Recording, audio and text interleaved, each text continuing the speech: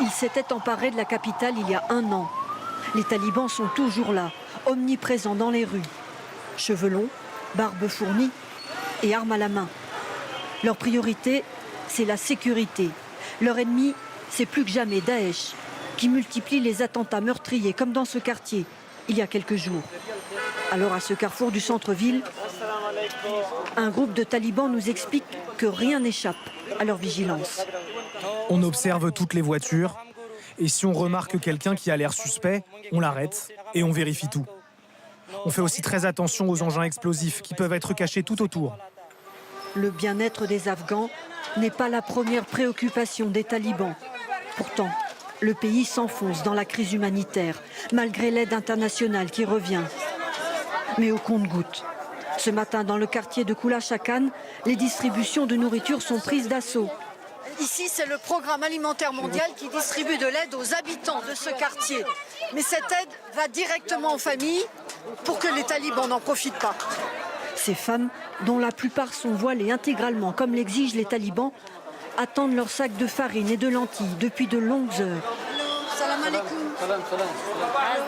On n'a plus rien à manger à la maison, même plus de pain. Plus de la moitié de la population afghane ne mange plus à sa faim.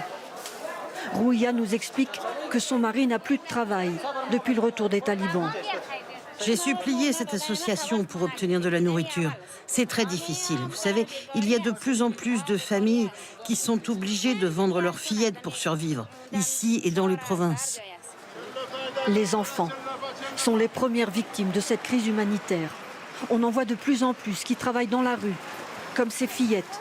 Elles collectent des bouteilles en plastique pour les vendre. Sur le trottoir en face, 2 garçons portent des sacs presque aussi grands qu'eux. Déjà 1 an qu'ils travaillent dans la rue. Avec un sac plein, je gagne 80 afghanis. Environ 75 centimes d'euros. Je les donne à ma maman. C'est pour acheter du pain.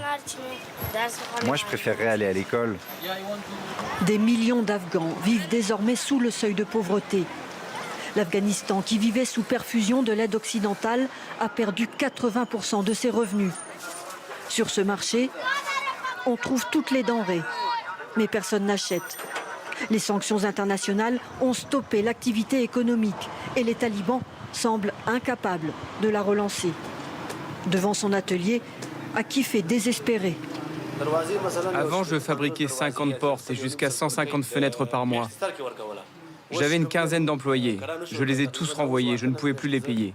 Le business ici, c'est foutu. En quittant ce quartier, nous croisons des femmes, une centaine de femmes assises sur le trottoir, en face d'une boulangerie. Nous voulons leur parler. On n'a pas le droit de parler aux femmes. Arrêtez! Allez voir les hommes de ce côté. Parlez aux hommes. Les femmes ne peuvent plus s'exprimer dans la rue. C'est une nouvelle règle des talibans. Alors Baradine, le boulanger, nous dit qu'elles attendent qu'un bienfaiteur leur achète du pain. Ce sont les habitants qui sont généreux avec ces familles. Les talibans ne leur donnent rien. L'an dernier, un sac de farine coûtait 1300 afghanis. Maintenant, c'est 3000 afghanis. Les gens ne peuvent plus le payer.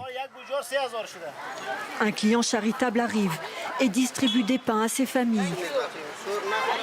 Des familles qui tentent de survivre dans un pays à l'arrêt, dirigé par un régime théocratique que la communauté internationale refuse toujours de reconnaître.